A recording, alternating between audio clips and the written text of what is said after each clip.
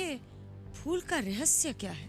इन गांव वालों को हमने अपनी संतान की तरह प्रेम वात्सल्य दिया और बदले में उन लोगों ने हम पर ये घोर कलंक लगाया।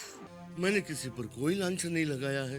महारानी यहाँ आने से पहले पवित्र थी और आज भी पवित्र है। मैं गांव वालों को कभी क्षमा नहीं करूंगी कि एक बार जो हमारे राज्य की सीमा में प्रवेश कर गया तो उसे हमारी अधीनता स्वीकार करनी ही पड़ेगी। तुम कलावती के पास हमारा संदेश लेकर जाना कि हमने उसे याद किया है।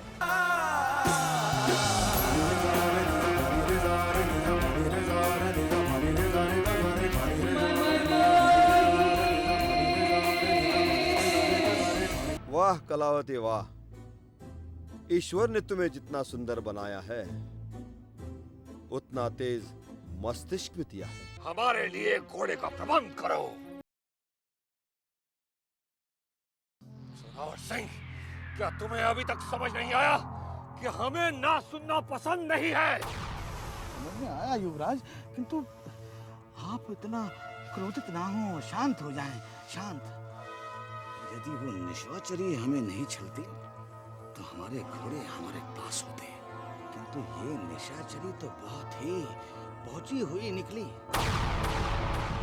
इसने मुझे मूर्ख बनाया, सैनिकों को मूर्ख बनाया, और तो और आप जैसे चक्रवर्ती सम्राट युवराज भानु प्रताप सिंह को मूर्ख बनाया, जिसका नाम सुनकर जंगल के हिंसक पशु पक्षी भयभीत हो जाते हैं, उसे मूर्ख बनाया। चुप हो जाओ। चेहरे पर नमक छिड़क रहे हो, हमारे ही सामने हमारा मजाक उड़ा रहे हो। हम तुम्हारा शीश काट कर यहीं जंगल में फेंक देंगे। युवराज क्षमा करें, युवराज क्षमा करें। मेरा इतना साहस, अरे आपकी हंसी उड़ाने का साहस तो उन देवताओं के पास भी नहीं है, तो फिर मेरी बिसात क्या? मैं तो केवल इतना कह रहा था कि ये निशाचरी बड़ी धूर्त है। अभी तुमने मेरी धूर्तता देखी कहाँ है युवराज? अब देखो कि निशाचरी तुम दोनों की सेवा में क्या करती है। यदि वो लड़की कभी हमारे सामने आ गई तो हम उसे उसकी चोटी से बांधकर सदैव के लिए उस पेड़ पर लटका देंगे। किंतु अब आप शांत हो जाइए।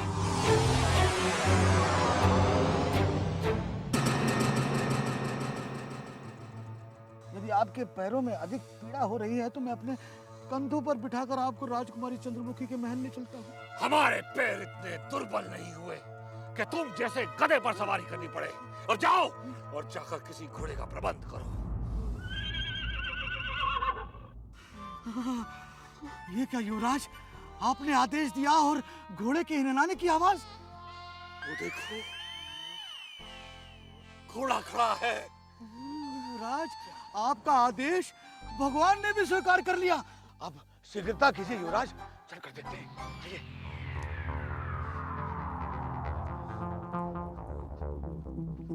आइए युवराज, युवराज आइए।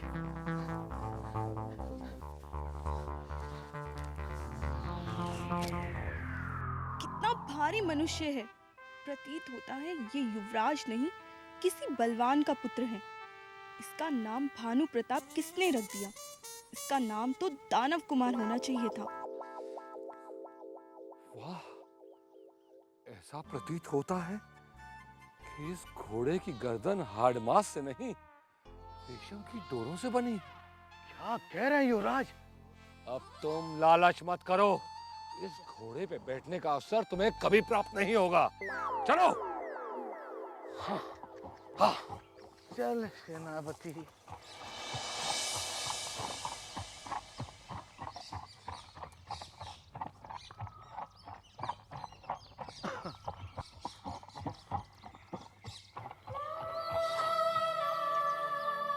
युवराज, ऐसा प्रतीत होता है कि कोई कन्या अपने मधुर गले से प्रेम गीत अलाप रही हो।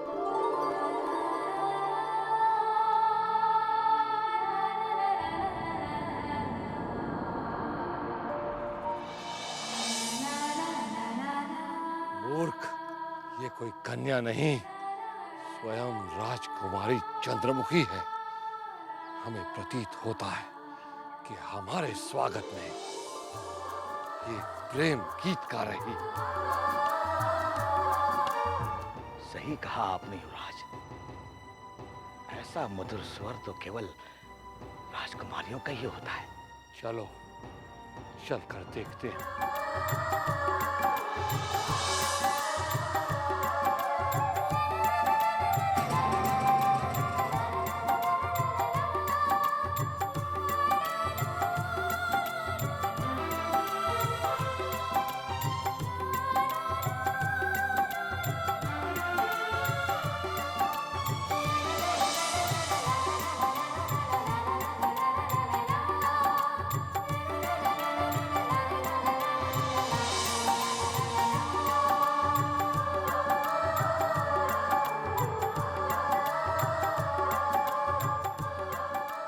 कहाँ खो गए युवराज?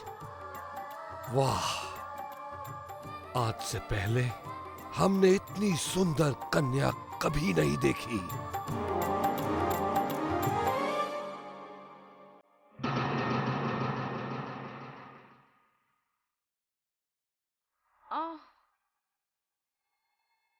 ओह, ये स्वर तो कलावती का है, किंतु कलावती यहाँ पर कैसे? उसका आखिर क्या उद्देश्य हो सकता है? कुछ समझ में नहीं आया। चलो हो ना हो, ये अवश्य चंद्रमुखी ही है। क्यों जोरावर? नहीं नहीं अन्नदाता, ये चंद्रमुखी नहीं हो सकती। क्यों? क्यों नहीं हो सकती? क्या आज से पहले तुमने कभी चंद्रमुखी को देखा है? मेरे कहाँ भाग्य युवराज जो मैं चंद्रमुखी से मिल सकूं।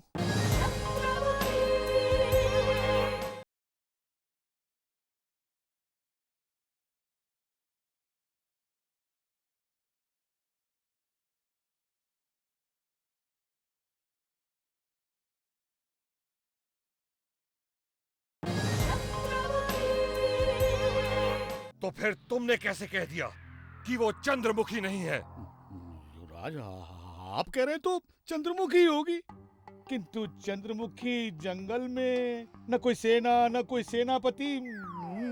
क्यों? राजकुमारी है, जब चाहे जहां चाहे जा सकती है। क्या पता किसी झरने पर स्नान करने जा रही हो। क्या तुम अपनी सारी सेना के साथ स्नान करते हो? क्या वो अपने सेनापति को ले जाएगी स्नान करवाने? क्षमा करें युवराज, मैंने तो यूं ही कह दिया चंद्रमुखी।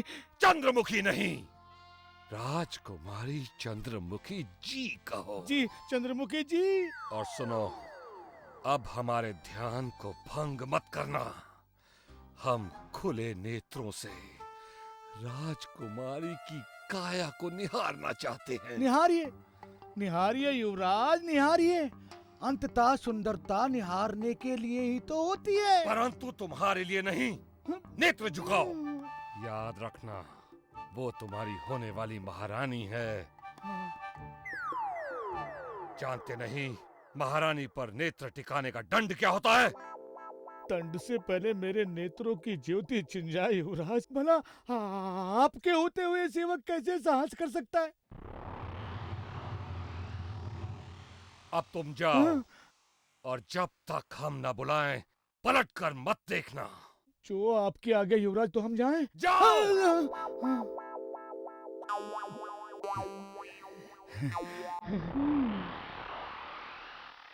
कलावती।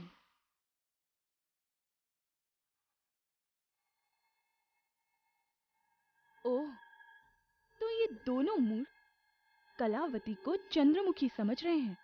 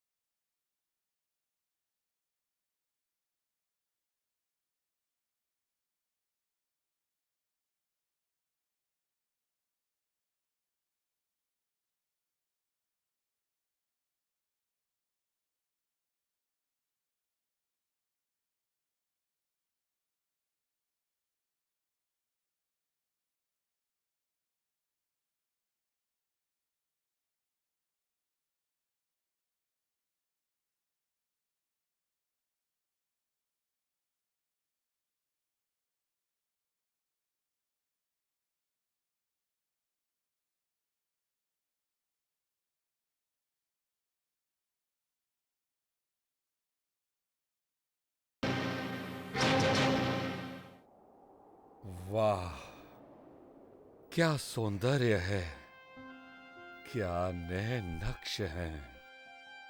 लगता है कि स्वर्ग की कोई अप्सरा फूल से धरती पर उतर आई है।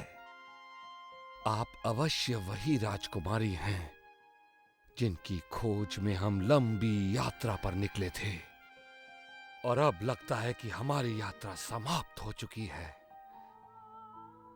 हे अपरिचित, कौन है आप?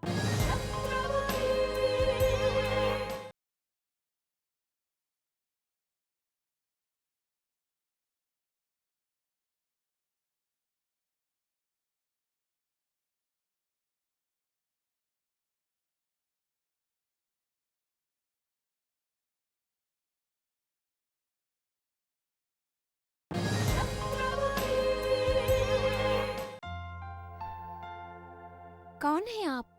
हम अलकापुरी नरेश के सुपुत्र युवराज भानु प्रताप सिंह हैं। अलकापुरी नरेश के सुपुत्र? ये अलकापुरी कहाँ है? हमने तो कभी अलकापुरी का नाम नहीं सुना। जब आप अपने राज्य से बाहर ही नहीं निकलेंगी तो आपको अलकापुरी का कैसे पता चलेगा? परंतु आपको संसार के सभी राजा महाराजा और युवराज जानते हैं। क्या हमें संसार के सारे युवराज जानते हैं? परंतु वो कैसे? हम तो कभी अपने राज्य से बाहर गए ही नहीं। आप तो अपने राज्य की सीमा के कभी बाहर नहीं गए, परंतु आपके अप्रीतम सौंदर्य के चर्चे संसार की चारों दिशाओं में फैले हैं। संसार के सभी राजा महाराजा और हम जैसे युवराज आपके सौंदर्य के चर्चे करते नहीं थकते। अहोभाग्य हमारे हैं कि आपके सौंदर्य के दर्शन स्वयं हो गए। वाह, बाहर के राज्य के मनुष्य इतनी मीठी मीठी बातें करते हैं, ये हमें आज पता चला है युवराज। क्योंकि आज से पहले हमने कभी किसी अपरिचित को नहीं देखा था। सच?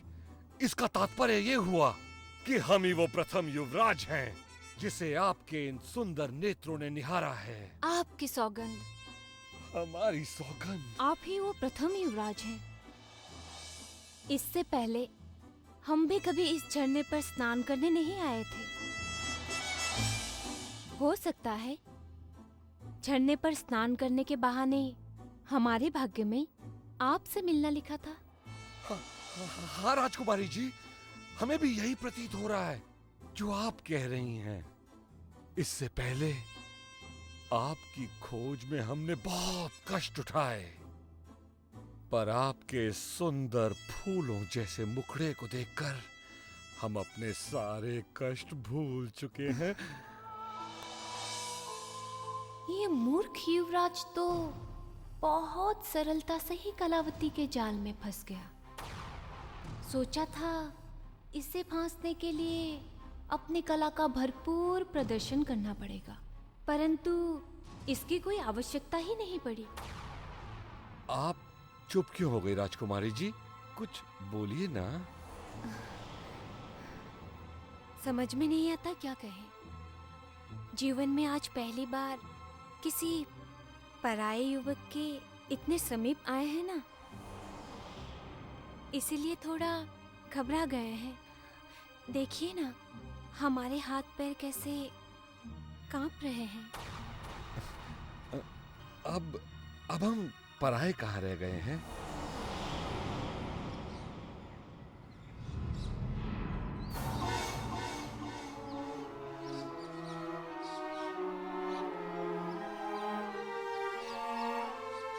ए युवती,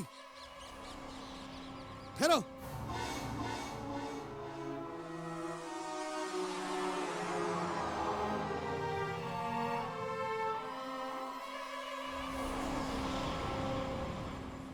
अरे अन्नदाता, आप अभी तक यहीं भटक रहे हैं?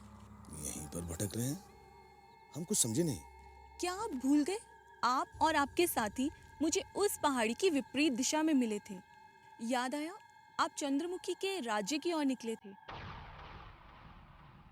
पहाड़ी की ओर संकेत करना मतलब हम पहाड़ी के इसी छोर पर हैं, उस ओर पहुंचे ही नहीं। जी हाँ, आप लोग अभी तक इस पहाड़ के चारों ओर ही घूम रहे हैं। मैंने आपसे कहा था ना कि रूपनगर जाना इतना आसान नहीं है, और ये पूरा पथ भूल भुलैया से भरा है, और आप इसी भूल भुलैया में भटक रहे हैं। और हम समझ रहे थे कि हम रूपनगर में प्रवेश कर चुके हैं। नहीं नहीं, अभी तो रूपनगर की सीमा आरंभ भी नहीं हुई। ये क्या हो रहा है जोरावर? युवती, वहां जो सुंदरी युवराज के साथ वार्ता विलीन है वो कौन है? कहाँ? आओ हमारे साथ।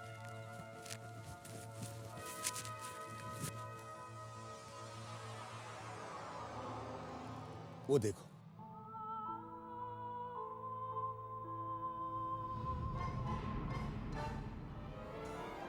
वो तो कलावती है। क्या कह रही हो तुम? वो चंद्रमुखी नहीं है? चंद्रमुखी? भला चंद्रमुखी यहाँ क्यों आएगी? वो तो कलावती है। पास में एक छोटा सा गांव है चंदनपुर, वो वहां रहती है। परंतु इसे गीत गाने में बहुत आनंद आता है, इसीलिए सारा दिन जंगल में भटकते हुए गीत गाती रहती है। ये युवती सच कह रही है जोरावर। कलावती हमें जंगलों में गीत गाते हुए मिली थी। यदि वो कलावती है, चंद्रमुखी नहीं, तो हमें युवराज को सतर्क करना होगा, सावधान करना होगा। क्या आप कुछ कह रहे हैं अन्नदाता? नहीं नहीं, हम कुछ नहीं कह रहे हैं। हम तो ये कह रहे थे कि अब हम चलते हैं। चारा युवराज। हमने तो आपको उसी दिन अपनी युवरानी मान लिया था, जिस दिन हमने आपकी सुंदरता के बारे में सुना था। सच? बिल्कुल सच। हम आपसे कभी झूठ नहीं बोलेंगे राजकुमारी जी। हमें तो अभी भी विश्वास नहीं हो रहा कि हम आपके इतने समीप खड़े हैं। कहीं हम कोई स्वप्न तो नहीं देख रहे? स्वप्न नहीं, सच है युवराज। हम आपके समीप ही तो खड़े हैं।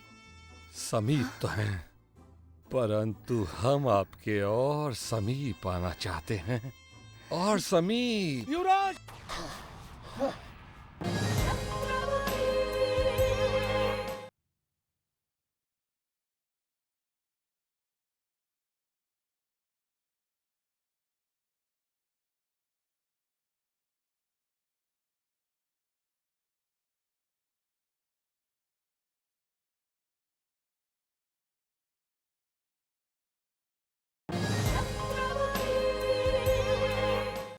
युवराज!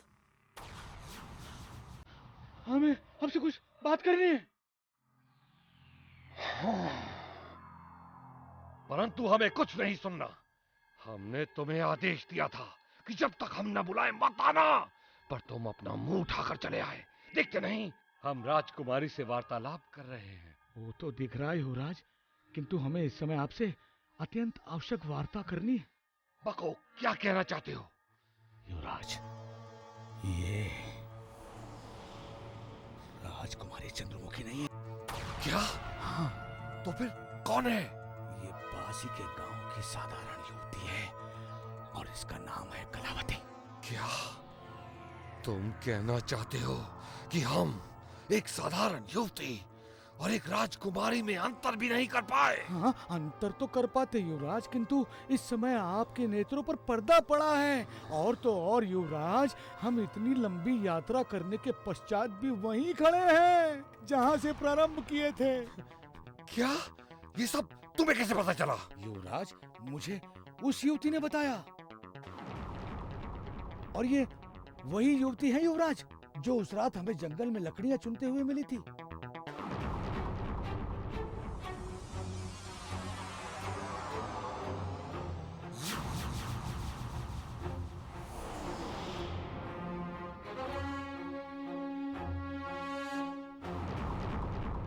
युवराज, यदि आपके पास समय की कमी है तो फिर हम चलते हैं। नहीं नहीं, हम आ रहे हैं। आओ।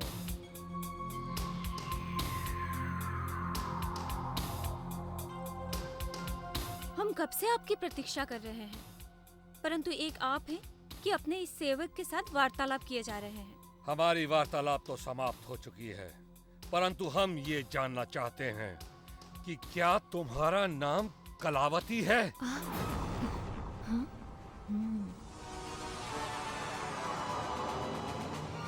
निशाचरी।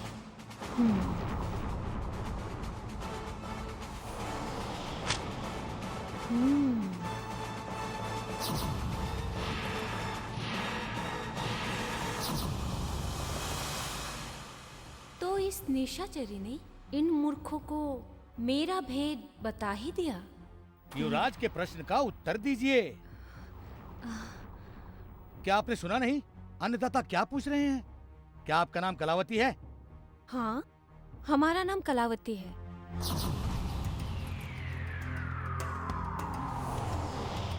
परंतु आपको इतना आश्चर्य क्यों हो रहा है?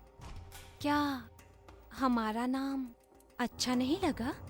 नाम तो अच्छा है, परंतु हम तुम्हें राजकुमारी चंद्रमुखी समझ बैठे थे। तुमने हमें बताया क्यों नहीं कि तुम राजकुमारी नहीं, कोई कलावती हो? सरकार, आपने हमारा नाम ही कब पूछा था जो हम बताते? लेकिन हमने तुम्हें कितनी बार राजकुमारी कहकर पुकारा। तुमने हमें टोका क्यों नहीं कि तुम कोई राजकुमारी नहीं, कलावती हो? सरकार, इसमें हमारा क्या दोष? आपने हमें राजकुमारी कहा था, राजकुमारी चंद्रमुखी नहीं। इसीलिए हमने सोचा कि प्रेम से आप हमें राजकुमारी पुकार रहे हैं। ओ युवती, तुमने हमारा बहुत समय नष्ट कर दिया है। यदि हमारे पास और समय होता तो हम तुम्हें अवश्य दंड देते, किंतु हमारे पास और समय नहीं है। चलो जोरावर, चलिए।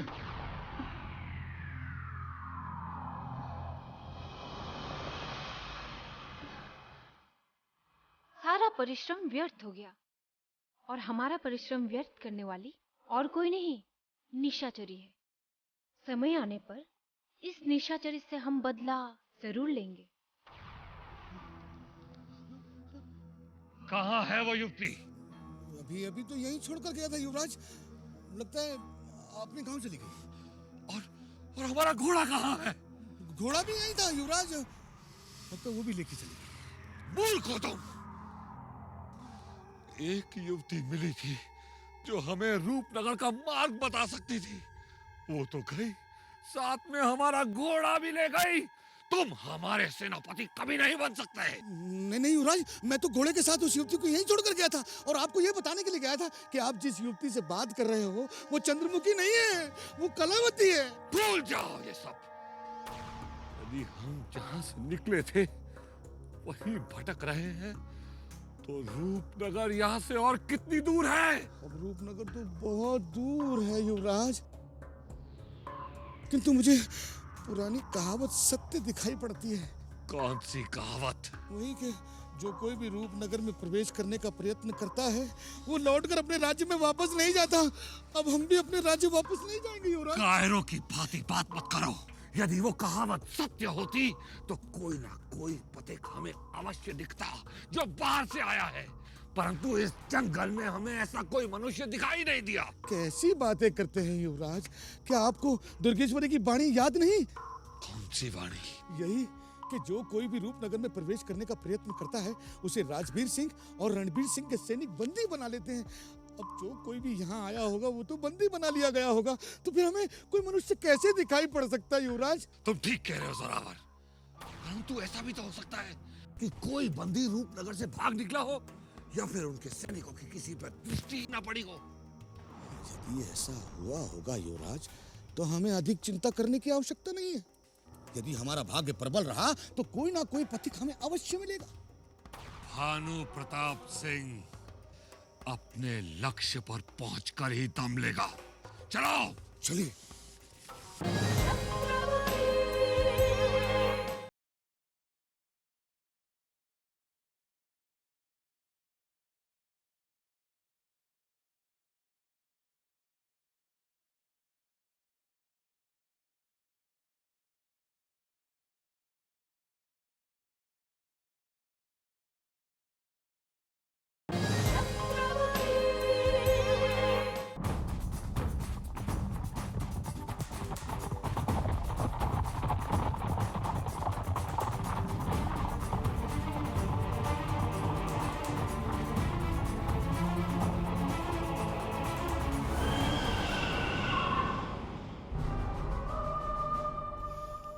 दूर तक सन्नाटा छाया हुआ है, कहीं कोई दिखाई भी नहीं देता।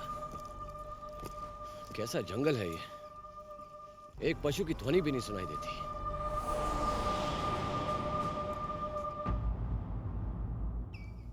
ये क्या?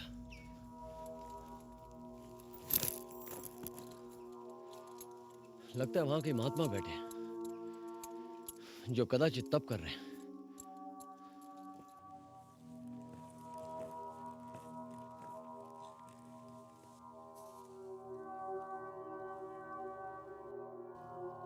ये हम क्या देख रहे हैं? समझ में नहीं आता कि महात्मा जी साधना में लीन है या फिर इस नश्वर शरीर को त्याग बैठे हैं। महात्मा जी, महात्मा जी, महात्मा जी, महात्मा जी। लगता है महात्मा जी ने समाधि ले ली है। यदि जीवित होते तो उत्तर देते, और ये तुच्छ जीव जंतु उनके शरीर पर नहीं रेंगते। क्या करें?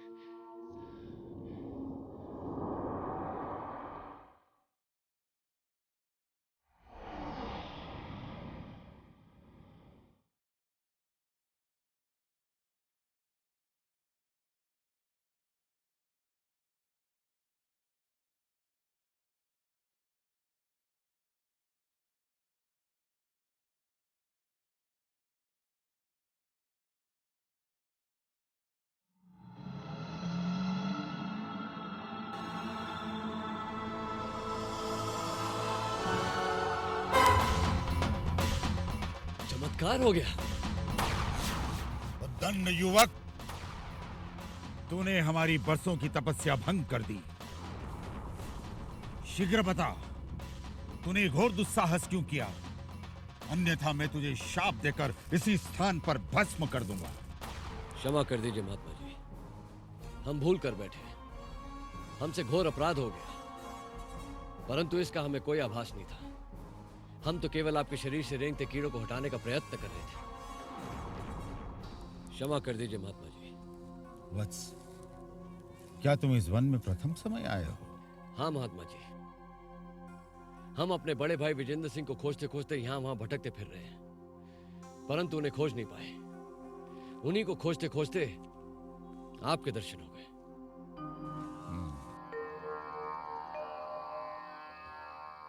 वत्स, तुम्हारे भ्राता राजकुमारी चंद्रमुखी से मिलन की आस लिए राज्य से निकले थे, परंतु रूपनगर में प्रवेश करने से पूर्व ही लुप्त हो गए।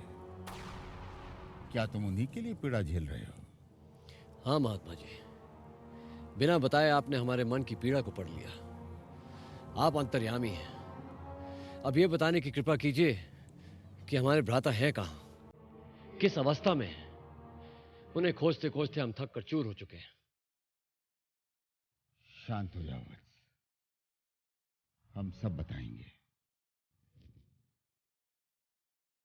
परंतु हमें यह कहते हुए पीड़ा हो रही है कि इस समय तुम्हारे भ्राता राजकुमारी चंद्रमुखी के राज्य के कारागार में बंदी है। बंदी है?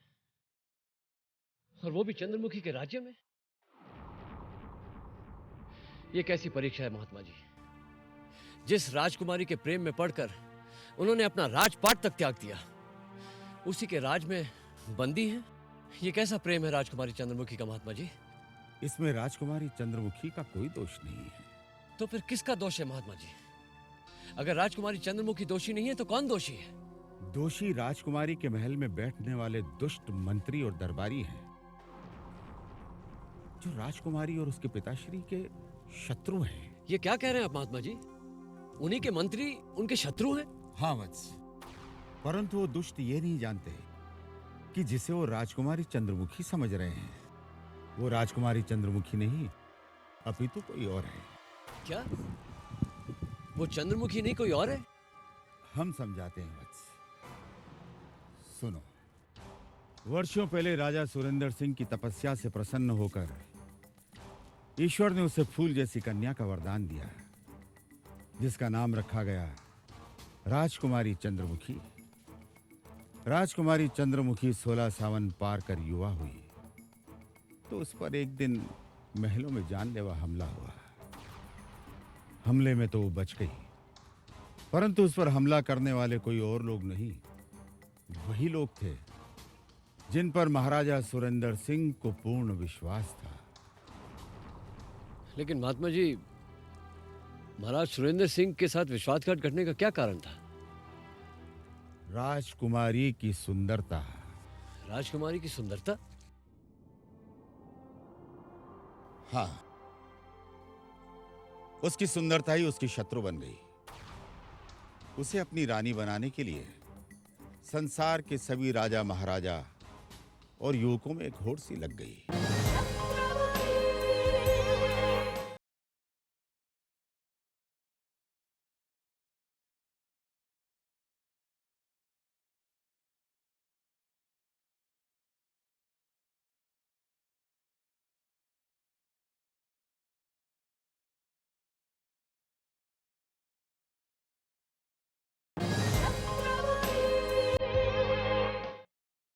महाराज इससे घबरा गए और राजकुमारी चंद्रमुखी को किसी अज्ञात स्थान पर भेज दिया। अपने महल के सभी मंत्री और दरबारियों को राज्य के पीछे जंगल में जीवित ही धरती में गड़वा दिया। इसके पश्चात क्या हुआ? इसके पश्चात राजा सुरेंद्र सिंह ने अपने महल में सभी नए सेवक रख लिए जिन्होंने कभी राजकुमारी चंद्रमुखी को नहीं देखा था। इसीलिए आज भी उसे वो राजकुमारी चंद्रमुखी समझ रहे हैं जो इस नाम से महलों में रहती है, परंतु वास्तव में वो महाराजा के एक विश्वास पात्र ठाकुर बलबीर सिंह की पुत्री मेघना है।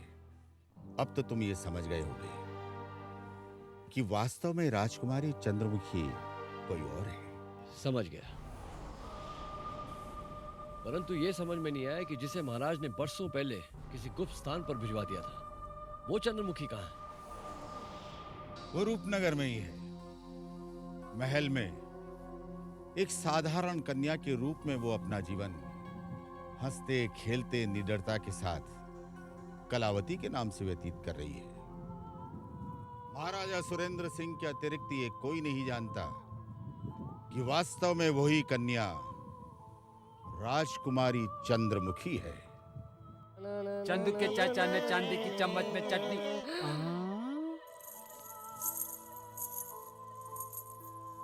सरकार, ये क्या हो गया आपको? अचानक आप इतने प्रसन्न क्यों हो गए? अरे प्रसन्नता की तो बात है, देखो कलावती आ रही है। अरे सरकार, इसमें प्रसन्नता की क्या बात है? कलावती तो सदैव महल में आती जाती रहती है। अरे ये तो हम भी जानते हैं, परंतु ये तो देखो कि कलावती कितनी सुंदर है। कलावती कितनी भी सुंदर क्यों ना हो सरकार, राजकुमारी चंद्रमुखी से अधिक नहीं हो सकती। हाँ चंगू, राजकुमारी चंद्रमुखी के आगे तो हमारे सरकार भी कुछ नहीं लगते। तो इस कलावती की बिसाती क्या है ना सरकार? मूर्ख, चुप। कलावती की सुंदरता के आगे तो राजकुमारी की सुंदरता कुछ नहीं है। कभी कभी तो ऐसा लगता है कि कलावती से विवाह करके मैं उसे अपनी महारानी बना लूं। विचार तो अति उत्तम है सरकार, परंतु आप कलावती को रानी बना लेंगे तो फिर राजकुमारी का क्या होगा? क्या होगा? कुछ नहीं होगा, वो हमारी दूसरी रानी बन जाएगी। क्षमा करें सरकार, आप बोलते बहुत ज्यादा, करते कुछ नहीं। जिस भी नई कन्या को देखा बस उसे रानी बनाने का स्वप्न देखने लगते। ठीक है, आज आप अगर इस कलावती से बात भी करके दिखा दे तो हम चंगू मंगू आपको मान जाएंगे। कोई लाभ नहीं मंगू, हमारे सरकार सिर्फ हम दोनों नन्हे मुन्नों से ही बड़ी बड़ी बातें करते हाँ। हैं और किसी कन्या को देखते ही भयभीत हो जाते हैं। हाँ। तो ठीक है, तुम दोनों ने हमें ललकारने का प्रयत्न किया है, तुम दोनों यहीं रुको, हम जाकर कलावती को प्रेम का पहला पाठ पढ़ाकर वापस लौटते हैं। जाओ।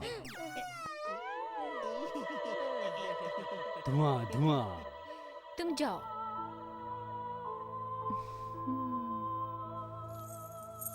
धुआं धुआं, खेलो प्यार का जुआं। धुआं धुआं, धुआं धुआं, धुआं धुआं। अरे धुआं जी, आप? क्या बात है, आज आप किसी युवराज से कम सुंदर नहीं दिखाई दे रहे हैं। सच? कलावती सच? आप असत्य तो नहीं कह रही ना? क्योंकि आज तक किसी कन्या ने भी हमें इतने प्रेम से नहीं सराहा। हाँ, वो हम नहीं जानते, हम केवल इतना जानते हैं कि महल से बाहर निकलते समय आप गले में एक काला धागा बांध लेना। अच्छा।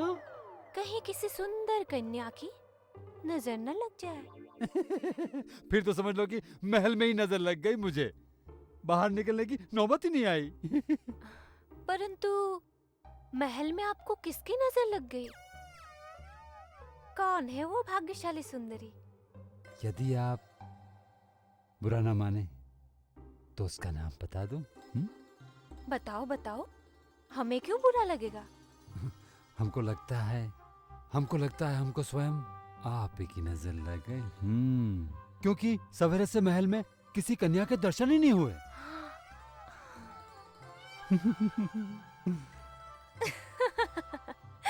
इतने बड़े हो गए आप, परंतु आज भी बड़े नटखट हैं आप।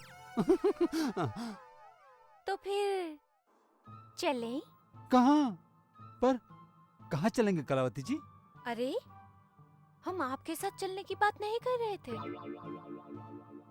हम तो अपने आप से कह रहे थे। हमें राजवीर जी ने बुलाया है ना। अच्छा, आप राजवीर जी के पास जा रही हैं? हाँ। अच्छा, आप कहाँ से आ रही हैं? हम झरने से स्नान करके आ रहे हैं। झरने से स्नान करके आ रही हैं? परंतु झरने का पानी बहुत ठंडा होगा ना? बहुत ठंडा है। उमस से शरीर तप रहा था। झरने के ठंडे पानी से शरीर ठंडा हो गया। क्या आप भी झरने के पानी से नहाना पसंद करते हैं हुजूर? हाँ, बहुत पसंद है, बहुत पसंद है। पर ठंडे पानी से हमें बड़ा भय लगता है। इसलिए हमारे पिताश्री हमें वर्ष में केवल एक बार स्नान करने की आज्ञा देते हैं। क्या?